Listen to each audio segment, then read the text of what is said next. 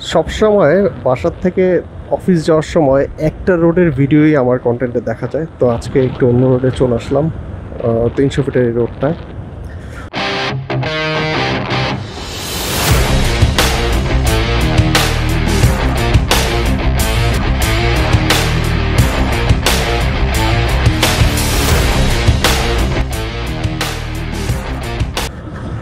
আজকে ফার্স্টের দিকে ভাবছিলাম যে কোনো শ্যুট করব না, কারণ যখন বাসায় ছিলাম সকালে দেখলাম যে বেশ ভালোই বৃষ্টি পড়তেছে। তো ভাবলাম ডিরেক্ট অফিসেই চলে যাব। তো আসার সময় হঠাৎ দেখলাম যে মোটামুটি রোদ, বাইরে একবারে পুরোপুরি রোদ উঠে গেছে। তো ভাবলাম ক্যামেরাটা নিয়ে বেরই হই। আর বেশ কয়েকটা টপিক ছিল আপনাদের সাথে শেয়ার করা। আমি যেহেতু প্রতিদিন ভিডিও দেই না, ওরকম দেখা গেছে আমার মানে কাজ থাকে, যার কারণে ভিডিও দেওয়া হয় না। বাট আমি চেষ্টা করব মাসে অ্যাটলিস্ট 7-8টা ভিডিও শেয়ার করার, এবং এটা বেসিক্যালি হবে মেইনটেনেন্স অ্যান্ড বাইকের সার্ভিসিং রিলেটেডই। আজকে একটা ইম্পর্টেন্ট ব্যাপার আপনাদের সাথে শেয়ার করব, সেটা হচ্ছে আমরা অনেকেই বাইক কেনার সময় চিন্তা করি যে আমার বাজেট একটু কম, আমি আসলে নতুন বাইক না কিনি, আমি একটা সেকেন্ড হ্যান্ড ভালো দেখে বা কয়েকদিন ইউজ করা একটা বাইক কিনে ফেলি। সো এরকম আমাদের চিন্তাভাবনা অনেকেই থাকে। এই ব্যাপারটা নিয়ে আমি কথা বলবো যে আসলে কি আমাদের পুরান বাইক কেনা উচিত, whether we should go for old bike, I mean used bike, or মানে নিউ বাইক, এটা নিয়ে একটু কথা বলবো। আর এটা নিয়ে কথা বলতে গেলে যে ব্যাপারটা সবার আগে চলে আসে সেটা আমি একটু আপনাদের সাথে শেয়ার করতে চাই। যে পার্সোনালি আমার এটা হচ্ছে 7 কি 8 নম্বর বাইক। এর আগে আমার নতুন বাইক ইউজ করে এক্সপিরিয়েন্স খুবই কম। আমি 2টা কি 3টা নতুন বাইক ইউজ করছি এটা সহ, আর বাকিগুলো আমার সেকেন্ড হ্যান্ড মানে ইউজ বাইক ছিল। খুবই কম দামি একটা বাইক দিয়ে আমি আমার বাইকের ক্যারিয়ারটা শুরু করি, যেটা বলতে পারেন। সেটা মাত্র 15 বা 20 হাজার টাকার একটা বাইক, আমি বলে দিলাম। এই যে আমি এই টপিক্সটা নিয়ে কথা বলার কারণ হচ্ছে আমার রিসেন্টলি কয়েকজন সাবস্ক্রাইবার ভাইয়া আমাকে কোশ্চেন করেছিলেন যে ভাইয়া এরকম ইউজ বাইক নিব নাকি হচ্ছে একেবারে নতুন নিব। আমি তাদেরকে সাজেশন দিয়েছিলাম যে একেবারে ওয়েট করে নতুন বাইক নেন। কারণ একটা জিনিস দেখেন যে আমরা যখন প্রাইভেট কার কিনতে যাই, প্রাইভেট কারে কিন্তু ম্যাক্সিমাম আমরা সেকেন্ড হ্যান্ডই কিনি বা রিকন্ডিশনই কিনি। হ্যাঁ, তো সেকেন্ড হ্যান্ড যখন আমরা প্রাইভেট কার কিনি তখন কিন্তু আমাদের একটা আলাদা খরচ আমাদের সাইড করে রাখতে হয়। এটা যেহেতু আমি একটা প্রাইভেট কার ইউজ করতাম আগে, আমি জানি ব্যাপারটা। এবং সেটা যখন আমি কারো কাছ থেকে গাড়িটা কিনবো তখন আমার এই সর্ট অফ অ্যামাউন্ট আমার হচ্ছে একটা জায়গায় সেভ করে রাখতে হবে, যাতে করে গাড়িটা আমি নেওয়ার সাথে সাথে একজন একভাবে চালাতে ওইভাবে আমার পছন্দ নাও হইতে পারে, বাট আমি ওটা পছন্দ নাও করতে পারি, এরকম আর কি ব্যাপারটা। তো তখন আমাকে ওই খরচগুলো করতে হবে। যেমন হচ্ছে ধরেন আপনি একটা প্রাইভেট কার কিনলেন, একজন ওই প্রাইভেট কারটা আপনার কাছে সেল করলো, তার দরজার একটা লক কাজ করে না, এটা তার কাছে কোনো ব্যাপার না, সেইভাবেই চালাচ্ছে। বাট আপনি কিন্তু ওইভাবে চালাতে পারবেন না। বাইকের ব্যাপারটাও সেম। সো যেহেতু আমার আগের বাইকটা ছিল পালসার, ওইটা আমি কেনার পরে আমার ওইটার পিছনে আপনারা হয়তো বিশ্বাস করবেন না, 50,000 টাকা আমার খরচ হয়েছে ওইটার পিছনে, মানে আরও বেশি খরচ হয়েছে। বাট আমি বললাম যে 50,000 টাকা হিসাব আমার কাছে আছে। সো এটা কীরকম, ধরেন এখনকার সময় তো অনেক সেকেন্ড হ্যান্ডের শোরুম আসছে, বাইকের শোরুম আসছে আর কি, সেকেন্ড হ্যান্ড বাইকের শোরুম। ওখান থেকেও কিন্তু অনেকে প্রতারিত হয়েছে। কীরকম প্রতারিত, যেমন সে বাইক কেনার পরে বাসায় আসছে, বাসায় আসার পরে কোনো একটা সমস্যা রিসেন্টলি ধরা পড়ে নাই, বাট বেশ কয়েকদিন পরেই সমস্যাটা ধরা পড়ছে। এদিকে এত জোরে গাড়ি আসতেছে, একটু দেখে চালানো উচিত। ধরা পড়ার পরে যখন এটা সার্ভিস সেন্টারে নিয়ে গেছে তখন বলছে এটার মধ্যে তো অনেক কাজ করা হয়েছে, এটার মধ্যে ক্যাম রোকা সব বাদ, তো এইটা কীভাবে 10,000 12,000 কিলো চলা বাইক হয়। এরকমও হিস্টোরি আছে সেকেন্ড হ্যান্ড বাইকের দোকান থেকে, মানে শোরুম থেকে বাইক কেনার পরে। আপনি যদি ইউজারের কাছ থেকে কেনেন, এইখানেও এরকম সমস্যা আসতে পারে। এখন 2 ক্যাটাগরির বাইকের আছে। একজন হচ্ছে, এক ক্যাটাগরি হচ্ছে সে বাইক চালানো শিখবে, এটা তার প্রথম বাইক। আরেকটা ক্যাটাগরি হচ্ছে সে বাইক আগে চালাইছে এবং সে এখন সেকেন্ড হ্যান্ড নিতে চাচ্ছে।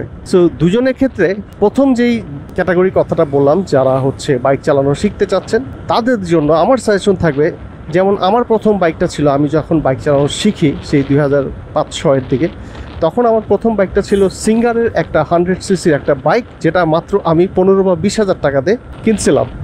তো দেখেন ব্যাপারটা, কারণ আমি তখন নতুন বাইক চালাবো, আসলে কি মানে ওই রকম অ্যামাউন্টে একটা বাইক কেনার পরে আপনি কিন্তু খুব বেশি দিন ইউজও করবেন না, আপনি ওইটা ওই দামেই সেল করে দিবেন হয়তো আপনার হাতটা ক্লিয়ার হওয়ার পরে।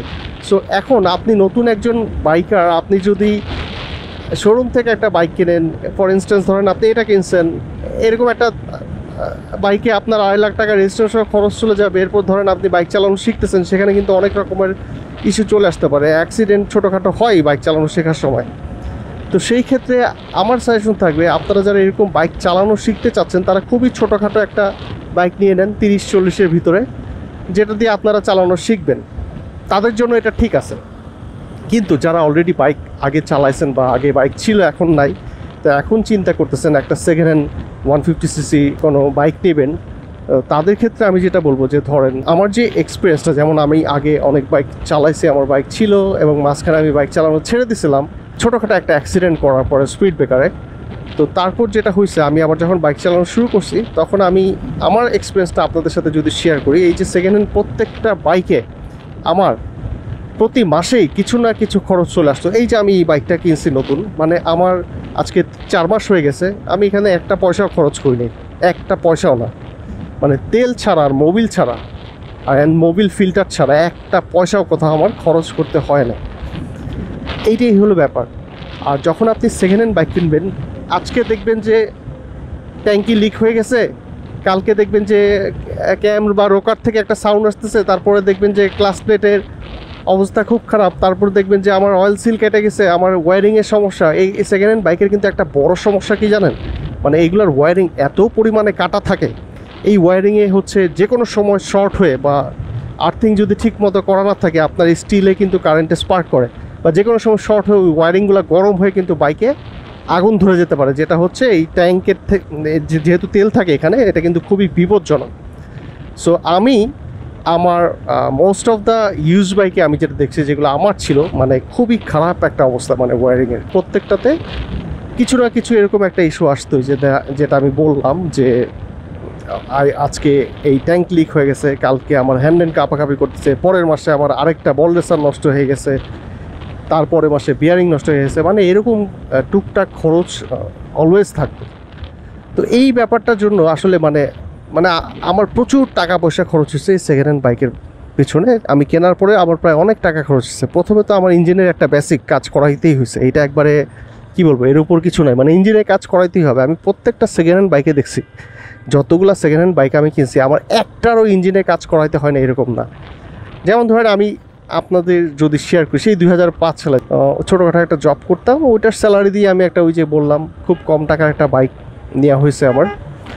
ওইটাতে কী হয়েছিল, আমি সবচেয়ে বড় সমস্যার কথা বলি, ইঞ্জিনের যে সমস্যাটা, ওইটাতে হচ্ছে আমার গিয়ার পিনিয়াম ভেঙে গেছিলো সিঙ্গার বাইকে, আর মানে কি বলবো।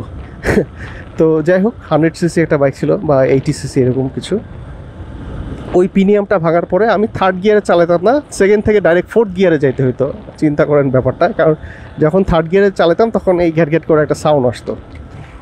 আর এরপরে যে বাইকটা, সেটা ছিল আমার সিরি 200 রোড মাস্টার, মানে এটা হোন্ডা সিরি রোড মাস্টার, যেটা ওইটা 200cc, ওটা আর্মিদের বাইক ছিল। সো ওইটা তো একটা বস লেভেলের বাইক, বাট ওইটাতে একে তো তেলের খরচ অনেক, মানে আমি জাস্ট খালি ব্রিফলি বলে যাচ্ছি, আর এর মধ্যে ওইটা আমার কয়েল চলে যেতে পারবে। সো এরকম আমার সিভিজেট ছিল, সিভিজেটে আমার পিস্টন সিজ করছিল, মাত্র 3 বছর ইউজ করা বাইক। চিন্তা করেন, ইন্ডিয়ান 3 বছর ইউজ করা বাইক, কিন্তু তেমন কোনো কিছুই হওয়ার কথা না, তারপরও সেটা এরকম সিচুয়েশন হয়েছে।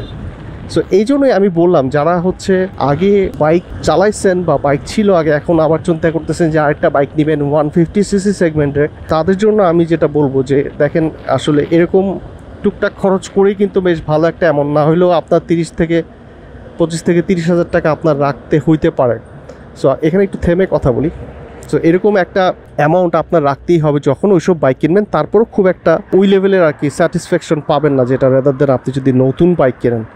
আর আমি বললাম তো, নতুন বাইকে প্রথমে 1-1.5 বছর আপনার কোনো পয়সাই খরচ করতে হবে না, এক্সেপ্ট আপনার মোবিল আর হচ্ছে আপনার মোবিল ফিল্টার অ্যান্ড তেল ভরা ছাড়া, আর টুকটাক চাকা ঠাকা লিক, এগুলো তো বেসিক, এগুলো হবেই।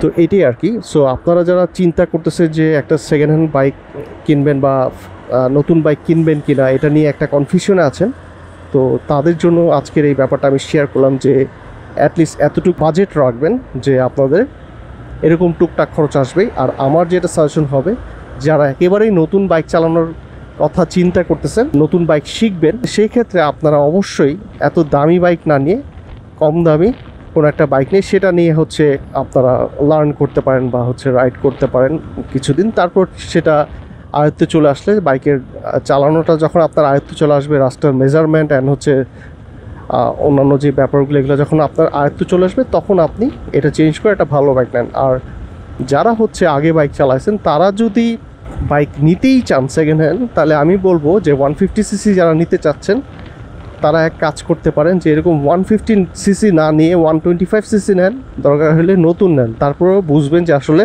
কতটা হচ্ছে ডিফারেন্স। কারণ আমার যখন ওই সেকেন্ড হ্যান্ড 150cc ছিল, ওইটা চালানোর পরে যখন আমি নতুন 100cc চালাইছি, মানে বিশ্বাস করবেন না, আমার মনে হয়েছে যে আমি মানে কিসে বসে আছি, এটা মানে আমি কি চালাই 150cc, এই অবস্থা কেন।